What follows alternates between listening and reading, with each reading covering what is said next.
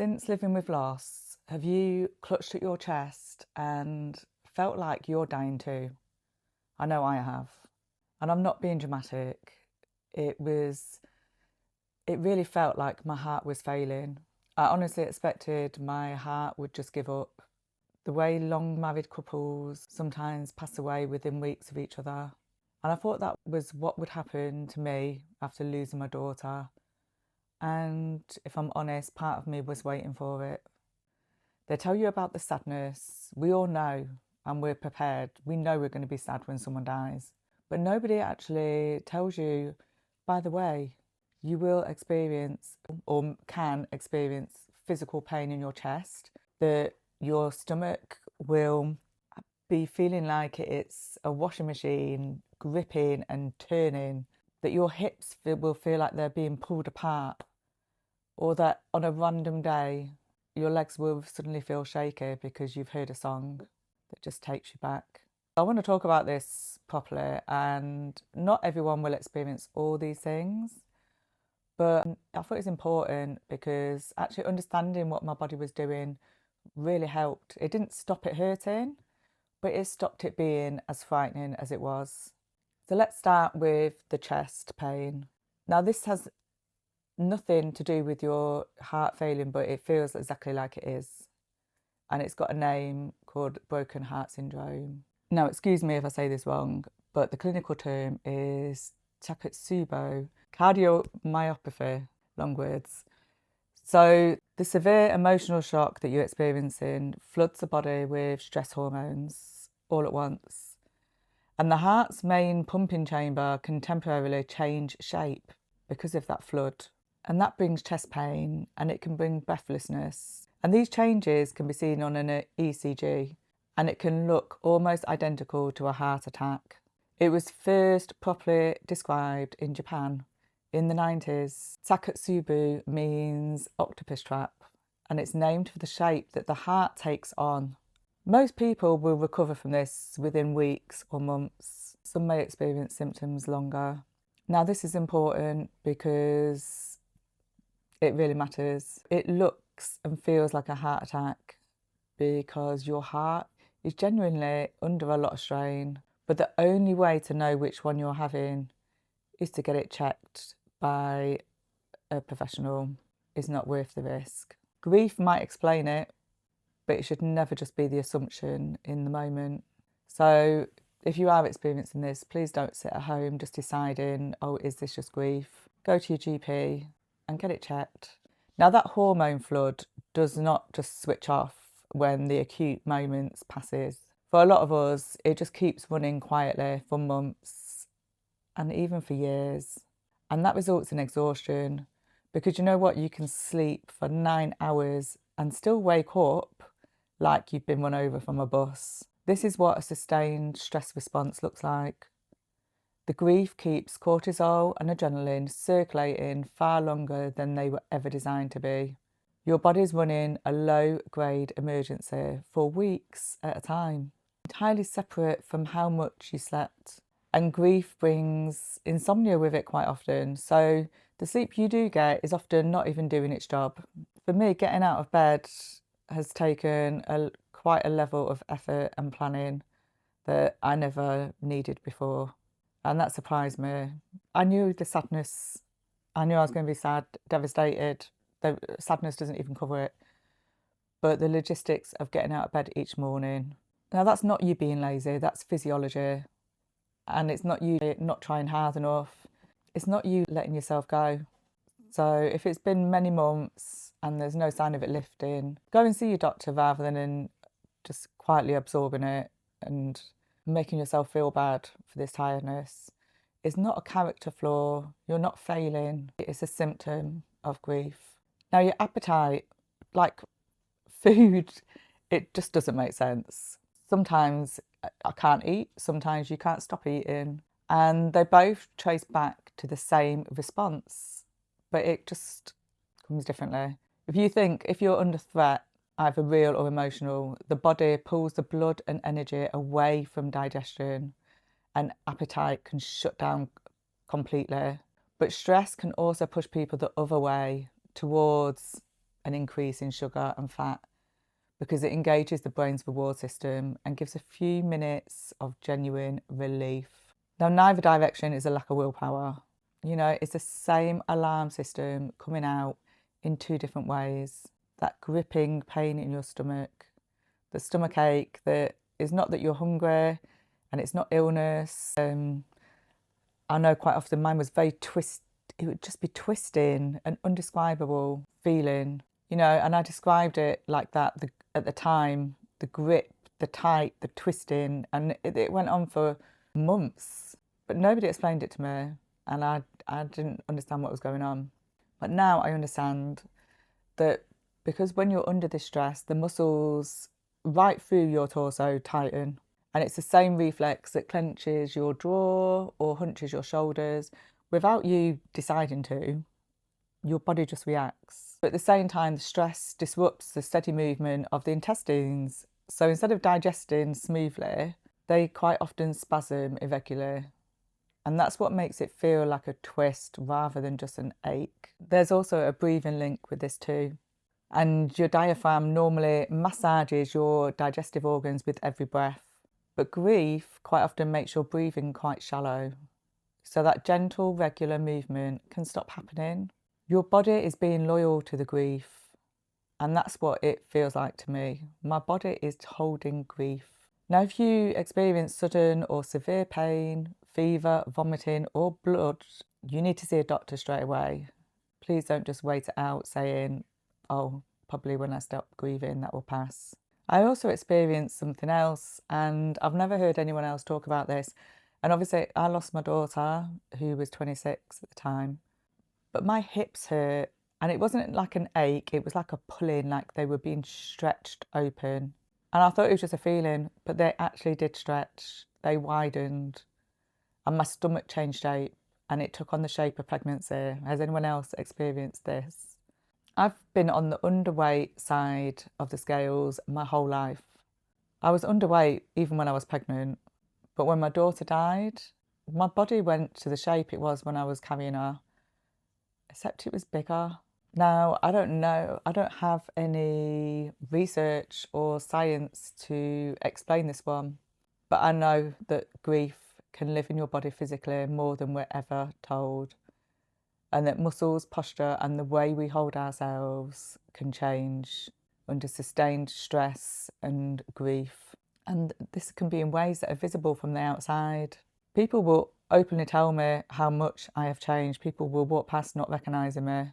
But I want to tell you this because if your body's done something strange since your loss, maybe you've not told anyone because it just sounds crazy, but you're not the only one. I've also experienced cravings. I started really craving hot, spicy food in a way that I hadn't before.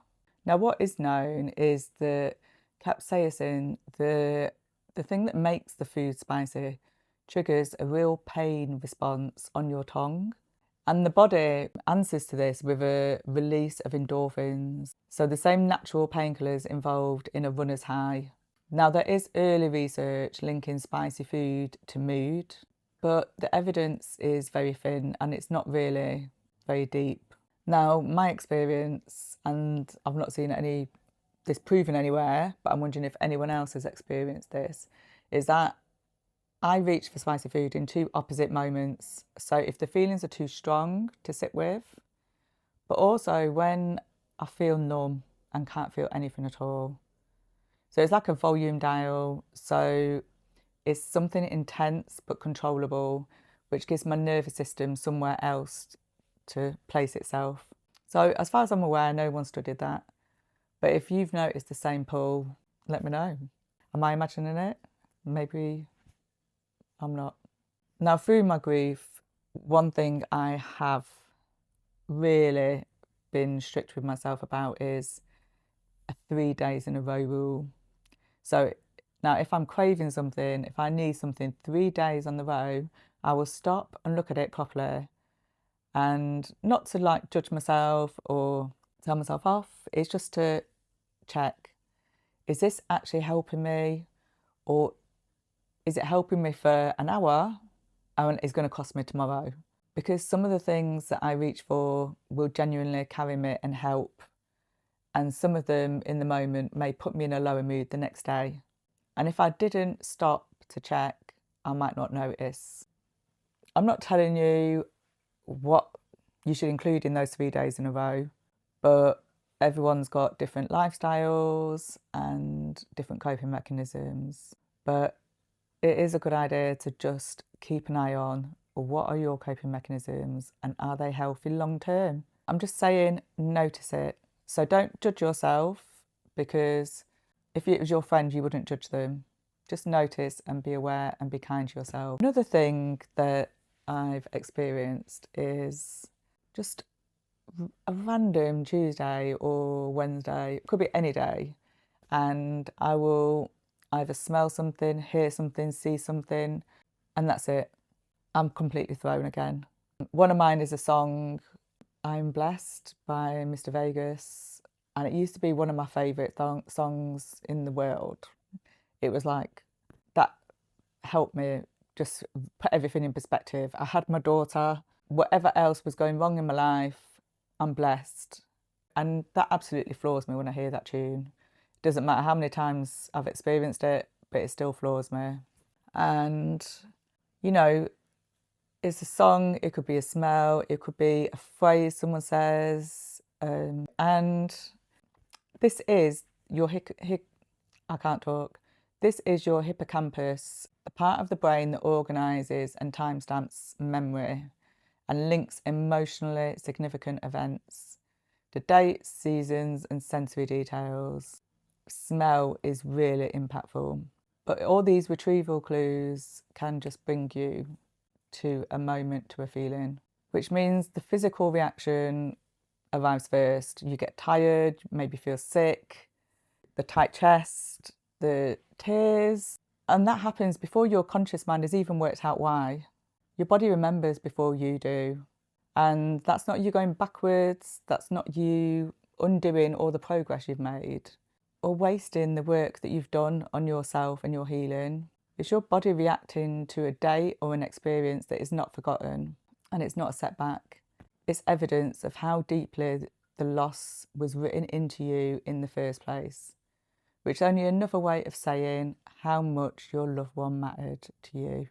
Now, if you're the one standing next to the person who's grieving, I'd like to speak to you, because actually if you love someone who's grieving, this is something that it's not taught in schools. We don't get taught how to support someone who's grieving.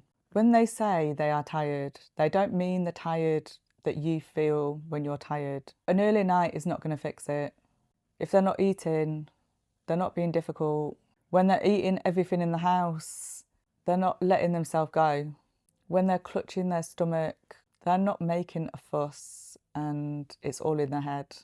And if they fall apart on a completely ordinary day, weeks or months after they've appeared absolutely fine, they've not moved backwards in their healing. Something in their body is remembering before they did. And you don't have to fix it. You couldn't even if you tried. I wrote something once and I'm putting it in my memoirs that I'm writing at the moment, and it says it better than I can say it now. So minute by minute, hour by hour, take me as you find me. Accept you can't do anything except sit down beside me. And that's all you can do. You know, just stay. And if you're grieving and you're watching this thinking, I wish someone understood that, then send this to them. Let the video do the explaining, because you've probably tried to explain and it's really difficult to understand, even for ourselves. Now, none of this is a list of separate things that are going on with you and that are wrong with you. It's just your system, your stress response moving through your body, whether it's your chest, your energy levels, your appetite, your gut, your hips, your cravings, and living through your body, ready to resurface on any ordinary day. Could be a year from now, could be 10 years from now. Now, knowing that this can happen doesn't make it hurt less, but it means that if your chest has been aching and you've been exhausted in a way that sleep never helps you feel rested, just helping to understand that it's your body trying to keep you safe, trying to look after you, and your body's grieving too. It means your body's responded exactly the way bodies are built to respond to losing someone who really, truly mattered to you. But remember, if anything's severe or sudden, or it's not easing with time, please go and see someone properly. A doctor, a counsellor, whoever fits. Grief might explain what's happening, but it shouldn't be the only explanation that you settle with. Some people find that it can help to write it down. I find it helps for me to write in poetry. Doesn't matter whether it's good or bad. No one needs to hear it, but it's a way of expressing yourself. Or some people will tell one person that they trust. So just do what feels right for you. If any of this resonates or you've got anything to add, please mention it in the comments, because whether I've experienced it or not, I bet someone has, and they will be appreciative that actually they realise that it's not just them. Till next time, please take care of yourself and each other.